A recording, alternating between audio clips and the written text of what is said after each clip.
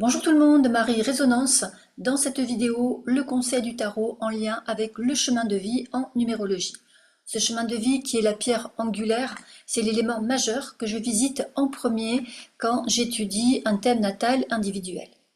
Techniquement, il se calcule à partir de l'addition des chiffres de votre date de naissance que vous réduisez à l'unité et qui donne un nombre compris entre 1 et 9. Ce chemin de vie, c'est un déclencheur évolutif et donc par définition, c'est une énergie avec laquelle vous n'êtes pas du tout à l'aise au départ dans votre vie. Ce n'est pas ce qui vous définit, on va dire, naturellement. Et donc pour en vivre le plein potentiel, eh bien ça va prendre quelques années. Et pour le vivre consciemment, pour le vivre positivement, eh bien ça va demander quelques efforts qui seront plus ou moins intenses suivant le nombre, la nature de votre chemin de vie et suivant aussi l'énergie du sous-nombre qui l'accompagne. Ce chemin de vie, c'est un axe évolutif, en ce sens qui vient booster les facettes de votre personnalité pour les amener beaucoup plus loin. C'est aussi un axe de compréhension qui permet de prendre conscience de votre bagage karmique. Et c'est également un axe d'équilibre qui permet de tempérer les excès de votre personnalité au travers de ce qu'on voit en numérologie, c'est-à-dire au travers de votre nombre d'expressions qui se calculent en additionnant les lettres de votre identité, c'est-à-dire de vos noms et de vos prénoms. Ce chemin de vie, il va se vivre sur 3 niveaux. Tout d'abord, sur le plan mental, il va vous arriver quelque chose de pas facile et vous allez essayer de le comprendre. Donc ça, c'est le plan mercurien.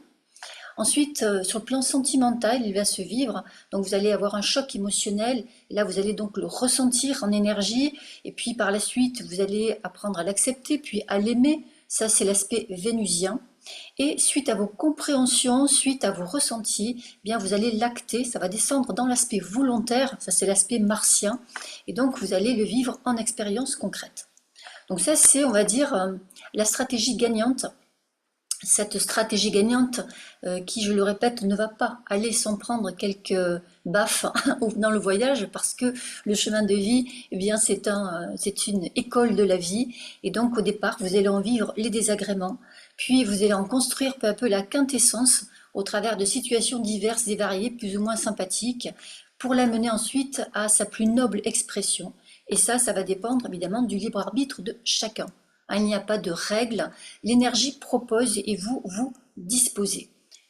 Vous écoutez, vous entendez le message que l'univers vous envoie et vous tracez sur la voie de votre chemin de vie. Vous refusez, vous résistez à ce que vous envoie l'univers et à ce moment-là, vous persistez sur ce qu'on appelle un chemin de survie. Mais comme vous êtes là, eh bien aujourd'hui dans cette vidéo à ce moment-là, eh bien ça veut dire que vous êtes motivé pour en apprendre davantage sur ce chemin de vie qui est plein de belles promesses pour en vivre le potentiel. Et là, à ce moment-là, eh bien, ça va pouvoir vous donner un axe de vie qui va correspondre à qui vous êtes.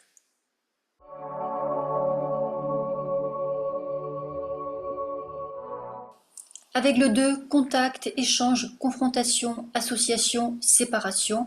En bref, c'est le nombre de la relation.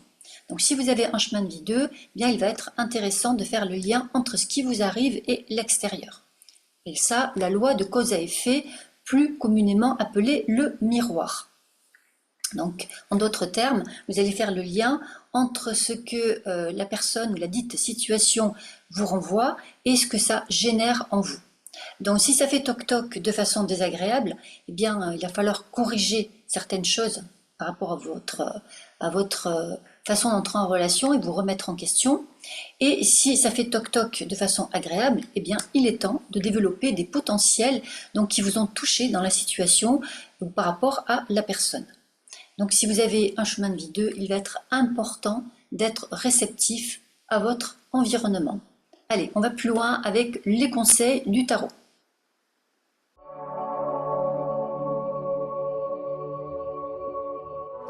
Tu as un chemin de vie 2, la justice, carte numéro 8, va te demander de faire des ajustements.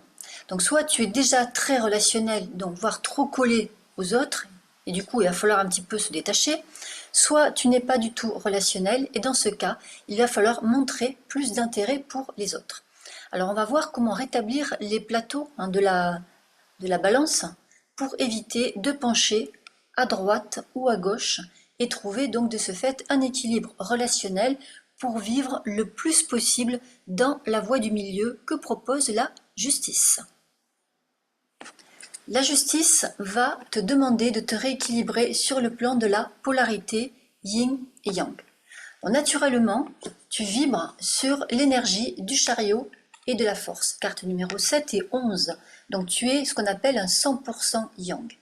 Tu es naturellement autonome, indépendant, tu te prends en charge, tu te débrouilles, tu as une forte personnalité et tu vis dans ce qu'on appelle un égoïsme positif. Tu avances avec confiance, tu n'as pas besoin de qui que ce soit et comme tu es le maillon conducteur de la locomotive, eh bien tu te montres de ce fait parfois dirigiste en voulant mener les autres à la baguette avec, on va dire, une tendance à gérer donc tes relations comme une entreprise. Donc dans le bon côté, qui même me suivent, eh bien tu auras toujours tes fans derrière toi et avec toi. À l'inverse, tu risques d'être confronté à certains désaccords. Et là, c'est le chemin de vie 2 qui arrive pour t'amener ta petite leçon du jour. Donc, tu vas avoir quelques problèmes relationnels parce que tu ne tiens pas compte des autres. Et comme tu n'es pas sentimental à la base, eh bien le risque, ce sera de vivre les cartes donc à l'envers. Et là, donc, ce n'est plus la même chose. Intolérance, on va avoir un côté explosif à la moindre remarque, tu auras un côté un petit peu bagarreur, tu vas chercher la guerre à chaque fois, et puis comme l'énergie elle est forte, déjà à l'endroit, mais à l'envers elle est décuplée, et bien qu'est-ce que tu vas faire? Bien tu vas t'épuiser, tu vas gaspiller ton énergie, tu vas la perdre, voilà, et puis tu vas faire un burn-out peut-être, même ça peut aller jusque-là, et tu vas te fermer complètement à tout type de relation. Et donc là, hop, le chemin de vie 2 arrive avec tempérance, donc pour remettre un petit peu de douceur et développer ce qu'on appelle donc le côté davantage féminin. Dans ce côté féminin qui fait intervenir l'adaptabilité, le fait de mettre de l'eau dans ton vin, de faire preuve de souplesse, d'être accommodant, d'être conciliant, et de ce fait à trouver un terrain d'entente dans toute situation relationnelle quand il y a un problème afin d'améliorer ton attitude donc habituelle qui est de fonctionner toujours tout seul. Alors après le conseil de tempérance, voici celui de la papesse, carte numéro 2, le yin intérieur, dont le conseil est réceptivité, prise de recul, silence actif. Donc ton job, ça va être de développer l'écoute et l'accueil de l'autre dans sa différence. À la base, tu peux être trop émissif et donc tu es venu apprendre à développer l'élément haut que te demande ton chemin de vie 2 et qui bien sûr ne fait pas partie de ta personnalité. Parce que tu serais plutôt enclin à être dans l'énergie de l'élément R que vient donc proposer l'amoureux. L'amoureux qui est toujours en train de parler, de vouloir converser, d'échanger, c'est très bien, mais il pourrait dériver parfois dans un discours en solo et en excès, on renverse la carte, rentrer dans un bavardage volatile, superficiel, incessant. Et à un moment donné, qu'est-ce qui va se passer? Eh bien, plus personne va vouloir t'écouter. Et ça va créer des tensions, des frictions relationnelles, et tu vas vivre un sentiment de rejet qui te montre que tu dois modifier ton attitude relationnelle. Et ça, c'est la leçon que t'envoie ton chemin de vie 2. Donc si tu prends le temps d'écouter, si tu prends le temps de te mettre en pause, comme dirait cet autre, de la mettre en sourdine, eh bien tu pourras interagir en connaissance de l'autre et de ce fait rétablir, donc avec Dame Justice que revoilà, rétablir l'harmonie dans la relation. Si tu as un chemin de vie 2, il se peut que dans ta personnalité, eh bien, tu sois déjà très relationnel, avec une tendance à être très sentimental, voire trop sentimental. Et de ce fait, en cas de discorde, tu es vite impacté émotionnellement, ce qui t'amène à vivre une énergie de soleil inversé, carte numéro 19 du tarot. Le soleil, si je le remets à l'endroit, c'est la carte de l'amour, la carte de la générosité. On est bien, on est confort, on est heureux, à partir du moment où les autres nous aiment comme on veut. À l'inverse, eh bien, tu vas t'enliser dans des déceptions, de la tristesse, tu n'y verras plus clair avec un cœur à l'envers et donc une difficulté à donner et à partager. Le pendu arrive, carte numéro 12, en te conseillant de passer à un niveau beaucoup plus spirituel, en créant des liens beaucoup plus profonds. L'énergie du pendu, c'est celle qui apprend à aimer en donnant à l'autre, en se donnant à l'autre, aux autres, au-delà de la simple attente affective. Donc tu es invité à sortir des liens affectifs qui nourrissent ton ego pour créer des liens beaucoup plus forts sur le plan de l'âme.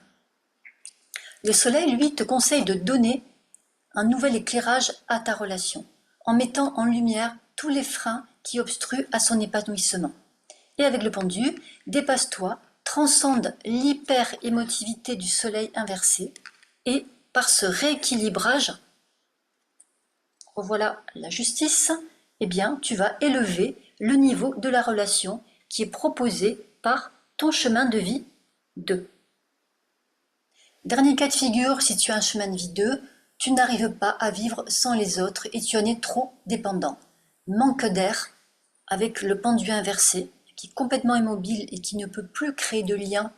On te dit que tu es trop étouffant, mais tu vas aussi t'étouffer toi-même.